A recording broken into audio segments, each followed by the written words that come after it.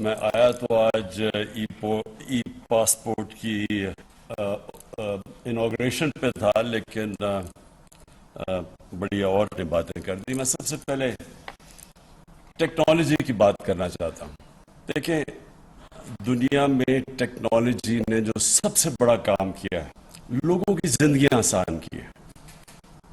اور سیکنڈ جو سب سے بڑا کام کیا کہ جو کیپیسٹی تھی اور کرپشن کرنے کی، وہ ٹیکنالوجی کی وجہ سے وہ کیپیسٹی ختم ہو گئی. جتنی بھی ہم نے جتنی بھی آپ ایکسپیریمنٹ کریں، تجربے سے دیکھیں، تو آج سے 22 سال نے ہم نے پیپر لیس اپنا سارا سسٹم، اور ساری ہم نے ٹیکنالوجی کی وجہ سے سب کچھ، کوئی گنجائش نہیں رکھی کہ پرچیاں چلیں یا کچھ چل. اس کی وجہ سے بڑی لیول پہ کرپشن ہوتی تھی، اور اتنا زیادہ فرق پڑا ہاسپٹل کہ ایک دم جیسی آپ نے پیپر لیس ہاسپٹلس کے سسٹم کیے، کرپشن بھی چھوٹی موٹی جو دوائیوں کے اندر پرچیوں پہ ہوتی تھی وہ ختم ہو گئی. ٹرانسپیرنسی آئی. اگر کوئی بھی غلطی ہوتی تھی تو وہ 2 منٹ کے اوپر پکڑی جاتی تھی. تو میں نے تب سے سوچا تھا کہ پاکستان کے اندر یہ جو دیکھیں، 2 قسم کی کرپشن ہوتی ہے. ایک ہوتی ہے بڑے پیمانے میں، مثلا بڑے بڑے کے اوپر کرپشن کی جاتی ہے. مثلا نیشنل ہائی وے اتھارٹی، اس پہ جو کری گئی ہے وہ آپ اندازہ نہیں لگا سکتے جو ملک کو نقصان پہنچاتی ہے. کہ اگر 2013 کے کانٹریکٹس جو نیشنل NH سڑکوں پہ دے رہے تھے، اور 2021 میں 23 کروڑ کمپیوٹر کم پہ دے رہے تھے، تو آپ خود اندازہ لگائیں کہ کتنا زیادہ مارجن تھا جس کے اوپر پیسہ بن رہا تھا فی کلومیٹر. اور ہم کیلکولیٹ کیا جتنی سڑکیں بنائی گئی تو 1000 ارب روپے کی اس کے اوپر سائفن آف کیا گیا تھا. پیسہ سڑکوں سے نکالا گیا تھا لوگوں کی جیب. تو وہ یہ ساری چیزیں جیسی آپ ای ٹینڈر، جتنی آپ ٹیکنالوجی کا استعمال کریں گے، یہ کرپشن نیچے آ جائے گی ملک. تو مجھے اس کی سب سے زیادہ خوشی یہ ہے کہ جو عام ہمارا اس ملک کا جو مزدور، جو سب سے بڑا اثاثہ ہے، جو جا کے باہر میں 12 گھنٹے کام کرتا ہے، اپنی سیونگز پاکستان بھیجتا ہے، اور اس کے اوپر یعنی ریکارڈ ریمیٹنسز آئی. 31 ارب ڈالر کی ریمیٹنسز آئی ہیں، جس کی وجہ سے اللہ کے کرم ہے کہ ہم مشکل حالات میں، جب تیل کی قیمتیں آسمانوں پہ چلی گئی ہیں اور کرنٹ اکاؤنٹ بیلنس ہے وہ افیکٹ ہوا ہے اس کی وجہ سے. جب تیل اتنا اوپر چلا جائے، ساری چیزیں مہنگی ہو جاتی ہیں، امپورٹس مہنگی ہو جاتی ہیں. تو یہ ہمارے پاکستانی محنت کش لوگ ہیں جن کی پیسے کی وجہ سے ہماری اکانومی سسٹینیبل ہے. تو ان کے لیے جتنی بھی ہم آسانی، ملک کا ہی فائدہ ہے، انسانیت کا بھی فائدہ ہے، کیونکہ وہ غریب ترین، جس طرح میں نے کہا 12 گھنٹے کام کرتے ہیں، پیسے سیو کرتے ہیں، گھر بھیجتے ہیں، بڑی مشکلات کا ان کو سامنا کرنا پڑتا ہے. ایئرپورٹ کے اوپر بیچارے پھر جا کے جدھر وہ آفیسز میں جاتے ہیں آتے پھرتے ہیں. تو یہ جو شیخ صاحب انٹیریئر کو میں آج خراج تحسین پیش کرتا ہوں، اور نادرا کو بھی، نے یہ مل کے یہ جو ای پاسپورٹ بنایا، اور یعنی آپ نے کر دیا ہے پاکستان کی بھی یہ جو سسٹمز ماڈرن کر دیے کہ اب کوئی کیوں نہیں پڑھیں گے، جس کے پاس ای پاسپورٹ ہوگا وہ سیدھا گیٹ سے نکل جائے گا. بیچ میں ایئرپورٹس کے اندر مسئلے آتے ہیں، اور خاص طور پہ عام بھی چلے جائیں گے. سیکیور بھی ہے، جس طرح آپ نے کہا کہ اس میں سیکیورٹی چیکس ہے، سیکیور بھی ہو جائے گا. اور یہ جو مجھے بھی زیادہ خوشی یہ ہے کہ ٹورزم میں یہ بڑا فائدہ پہنچائے گا. دیکھیں، پاکستان کا جو فیوچر ہے نا، اس پہ ٹورزم بہت بڑا رول.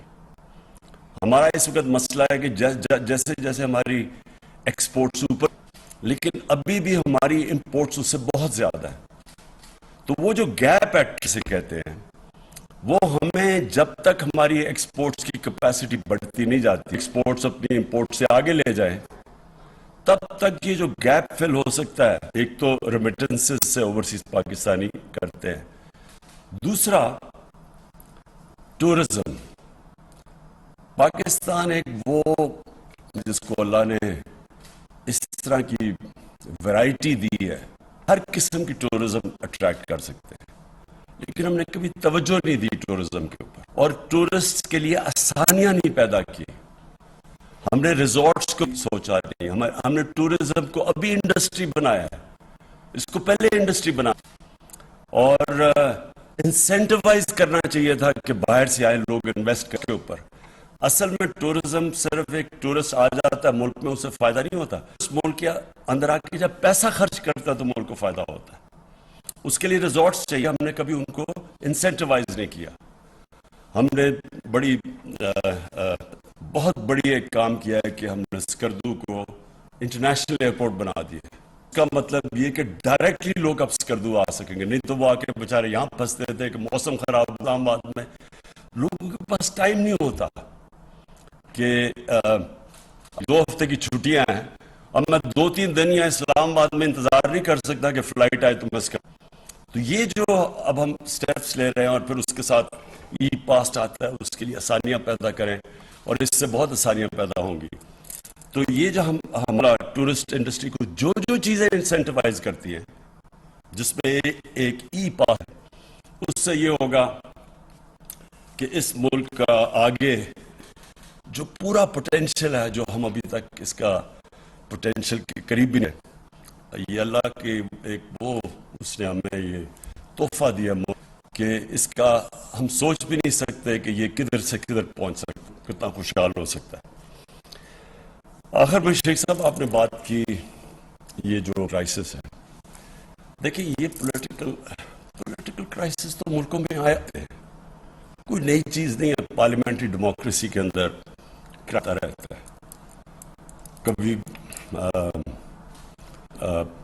لوگوں کو اپنی پارٹی کے اندر کانفرنس چلا جاتا ہے. اس ووٹ ایک جائز جمہوری طریقہ ہے. اس کرائسس کا یہ ہے ایک فورن امپورٹڈ کرائسس، ایک باہر سے سازش ہے پاکستان کے خلاف. اور یہ سازش تب سے ہوئی جب سے وہ لوگ جو باہر سے پاکستان کو ایک ٹیلی فون کال کے اوپر کنٹرول کرتے تھے، ایک ٹیلی فون کال پہ ہمارے سے چیزیں منواتے تھے ہمارے انٹرسٹ کے خلاف، وہ لوگ برداشت نہیں ہے کہ پاکستان میں کوئی ایسی لیڈرشپ ہو جو اپنے ملک کے انٹرسٹ کے لیے فیصلے کرے، کسی اور کے لیے اپنے ملک کے لوگوں کے مفادات قربان نہ کرے. جو میں آپ کے سامنے ہوا ہے کہ تباہی ہوگی پاکستان کی، کوئی ایک دے کے اس جنگ میں شرکت کر کے ہمیں کیا فائدہ ہوا؟ صرف نقصے معاشرے کے اندر جو بیچارے، اور خیر میں تو کتنے ہنسی قسم کی ٹانگیں نہیں ہیں، بازیں نہیں ہیں، کوئی پیرالائز ہو گئے جو بچے تھے سے ہوئے تھے. 80,000 لوگ ہمارے مر گئے. لیکن جو قبائلی علاقے سے ظلم ہوا ہے، ہم تو دور تھے یہاں، ہمیں تو پتہ نہیں ان سے جہاں ڈرون اٹیکس، وہاں جو تباہی مچی، وہاں 35 لاکھ لوگوں نے نقل مکانی کی. زکوٰۃ والے اوور نائٹ زکوٰۃ لینے والے بن گئے. کسی نے نہیں پوچھا کہ یہ کیوں ہوا. یہ سب کچھ ہر چیز کی پوسٹ مارٹم ہوتی ہے، اس لیے کہ ہم اپنے ملک کے انٹرسٹ کو قربان کیا کسی اور ملک کے لیے جس نے اپریشیٹ بھی نہیں کیا. تو اس لیے عادت نہیں ہے ان کو، باہر کے لوگوں کو عادت نہیں ہے کہ پاکستان میں ایسی لیڈرشپ ہو جو اپنے مفادات کو آگے رکھے. انڈیپینڈنٹ فارن پالیسی کا مطلب ہوتا ہے ایک فارن جو اپنے ملک کی انٹرسٹ کو آگے رکھتی ہے. تو یہ جو سازش، یہ انشاءاللہ میں نے مینشن کیا، بس ڈاکیومنٹ ہے، وہ آج ڈاکیومنٹ सीनियर जर्नलिस्ट को अब दिखाऊंगा। लोग समझते हैं ना जी कि कोई ड्रामा हो रहा है, ये ड्रामा नहीं हो रहा। हम सिर्फ ये देख रहे थे कि हम मुल्क के इंटरेस्ट को प्रोटेक्ट करना चाहते हैं, इसलिए हम वो पूरी तरह लोगों को बता नहीं सकते कि वो किन ममालिक या किन यानी कौन से लोग थे बाहर जिन्होंने ये हमें ये जो धमकी दी है। लेकिन क्योंकि इसको शक किया जाए कि शायद इमरान खान को इस तरह अपनी हुकूमत बचाने के लिए, इसलिए मैंने आज फैसला किया। मैं टॉप पाकिस्तान के सहाफियों के साथ वो शेयर करूंगा। मैं ये जो लोग अनजाने में साजिश का हिस्सा है, नहीं पता कि वो कितनी बड़ी साजिश का हिस्सा है, उनमें से जो हमारी एलाइड पार्टी से एक एक को बुलवाऊंगा, एक आदमी नुमाइंदे को बुलवाऊंगा, उनसूंगा, बताऊंगा कि ये डॉक्यूमेंट रियल है। और मैं ये जो कह रहा हूं ना लोग कि बहुत बड़ी साजिश है, ये जितनी मैं कह रहा हूं उससे साजिश है, और वो डॉक्यूमेंट के अंदर वाज़ेह है। तो शेख साहब आज मैं इन सबको दिखाऊंगा। लोगों ने जो फैसला करना करे, लेकिन कम से कम फैसला करने ये सोच लें कि जो भी आप फैसला करेंगे, कहीं आप एक बहुत बड़ी इंटरनेशनल साजिश जो पाकिस्तान के खिलाफ हो रही है उसका हिस्सा ना बने। शुक्रिया। वज़ीर-ए-आज़म इमरान खान खिताब कर रहे थे, उन्होंने कहा कि जिंदगी आसान